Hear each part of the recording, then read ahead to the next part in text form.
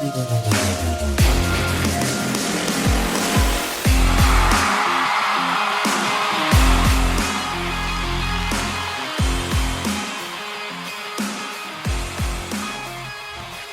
right, Colts Nation, here we are once again. The week of the sweater continues. I've added a little hat with a pom-pom to get into the Christmas spirit. What you cannot see is that I'm in my underwear right now, but ultimately, was that a necessary detail? Of course not.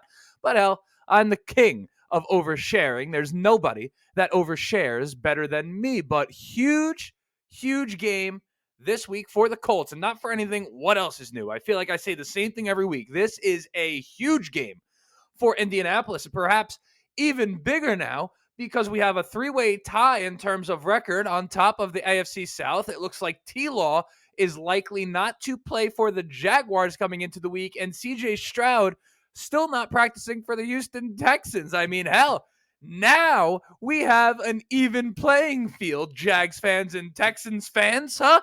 You bastards. But ultimately, the Colts can only control what they can control. We can talk about the scenarios with all these different teams all we want.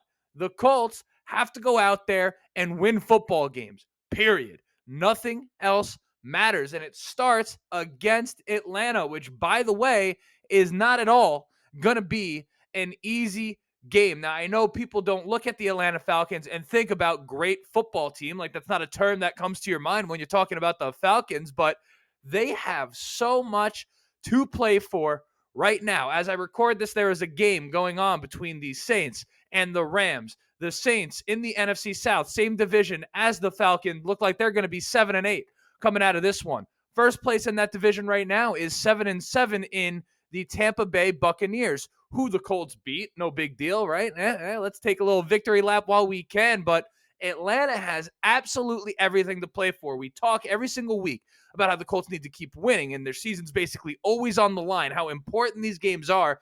The Falcons are in the same exact spot, let alone the fact that they're starting a guy in Taylor Heinicke who is at a point in his career where I think, much like Gardner Minshew, would be considered to be one of the better backup quarterbacks in football. But every single game at this juncture is so important to his resume, particularly if he has any hopes of being a starter in this league moving forward.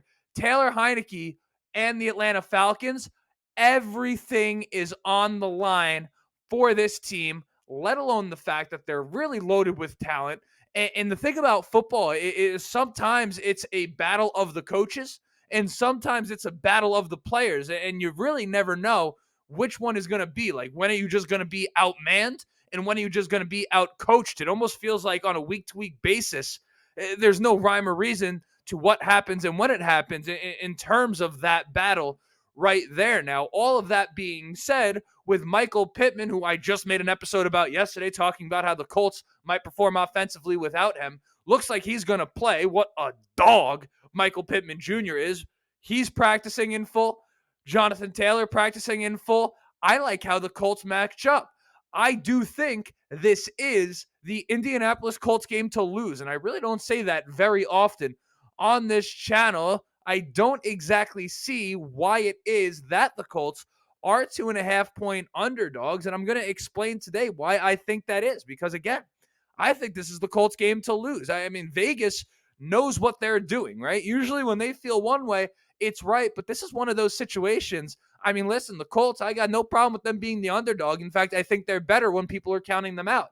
But on a personal level, I'm not exactly sure why they are an underdog. I believe they started as a 1-point favorite and then flipped to a 2.5-point underdog. Now, I wonder if the clarity on Pittman's status and Jonathan Taylor's status kind of moves the line a little bit in favor of the Colts as the week goes on. But either way, we're going to sit here. We're going to talk about it. It's what we do. But before we do, I'm going to do what I always do, and that is introduce myself. My name is Justin.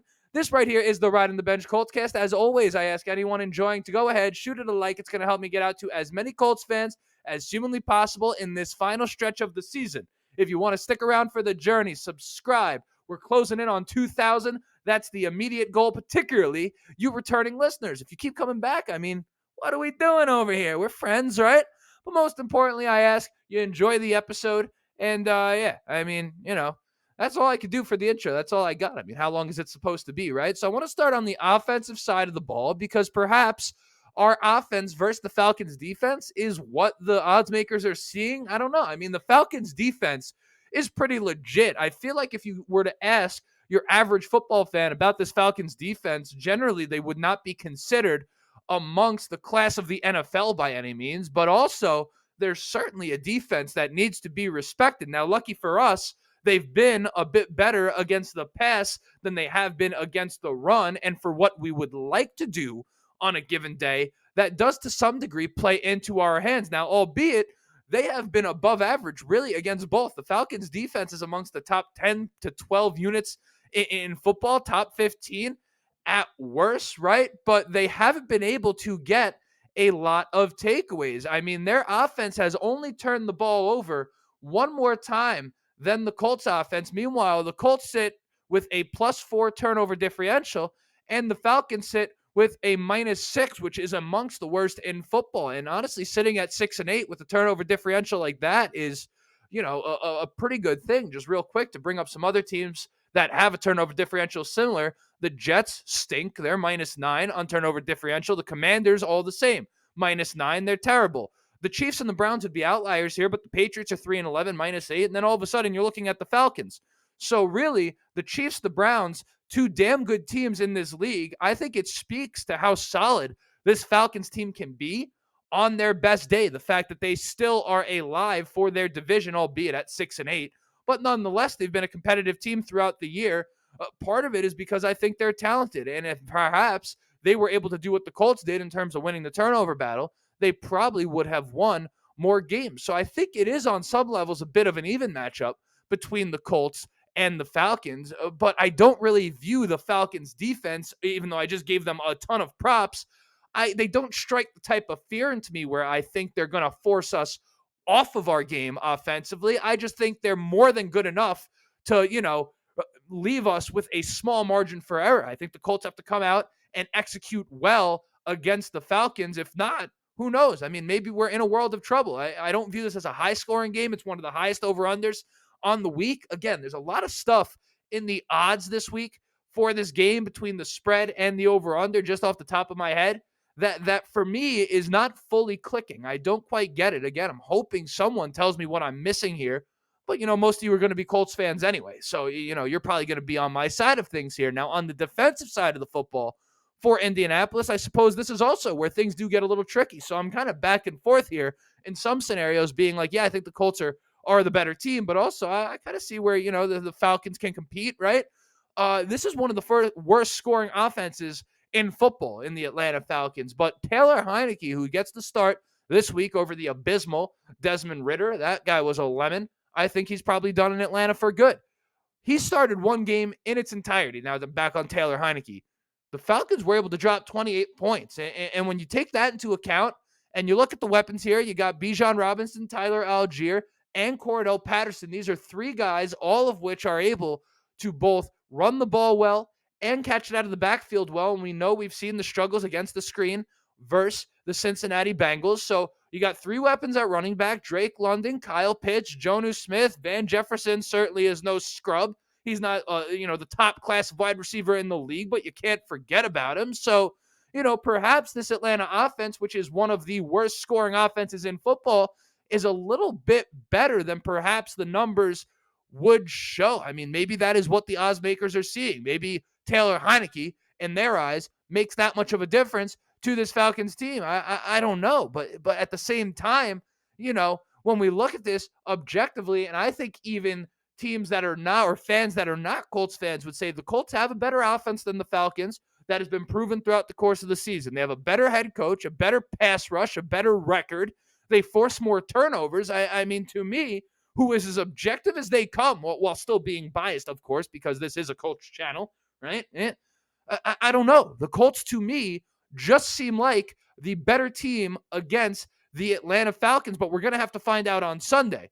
There is no doubt that this game right here can change the trajectory of the season. It is a massive, massive opportunity and a break that is really just quite like a Christmas miracle, if you will, that in a three-way tie for first place, the two teams we're competing with may also not have their starting quarterbacks, albeit we don't either, but at least we're used to it a little bit in the way we run our offense. But, CJ Beathard over there in Jacksonville, do we trust him to get it done? I mean, they're 8-6 with Trevor, who's supposed to be the class of the NFL at quarterback. I think maybe just a tad overrated on that front. Not that Trevor can't play, but for me, when you're at Trevor's level, I can only compare you to Josh Allen, Patrick Mahomes, Joe Burrow, et cetera, et cetera. For me, he's just right below those guys, and I think perhaps coming into the season, he was anointed and put into that category a bit too soon. But I mean, that's kind of off topic. My point is that the Colts have a golden and rare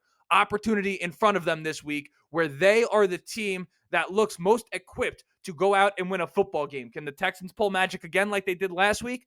We're going to have to find out. But the Colts have a chance to take first place in the AFC South. I swear if that happens, I am going to laugh at the Jags and their fans for at least a whole week, right? Until the next game happens and we come crashing back down to earth. But I mean, as far as a game preview goes, that's about all I've got. And it's, again, to me, this looks, despite the fact that the Colts are an underdog, it looks clear and obvious to me that the Colts are the better football team. Curious to see what happens. And again, I don't know. That's pretty much all I've got. I don't know what else to say. Is there anything else to say? If I miss something, you go ahead, you say it, drop a comment, and that's it. But the next time you see me will be probably a little reaction, right? I'll be freaking out after the game for better or for worse. And then Monday morning, I'll be putting out the game reaction. But yeah, my name is Justin. This right here is the Ride in the Bench Colts cast. And as always, go Colts.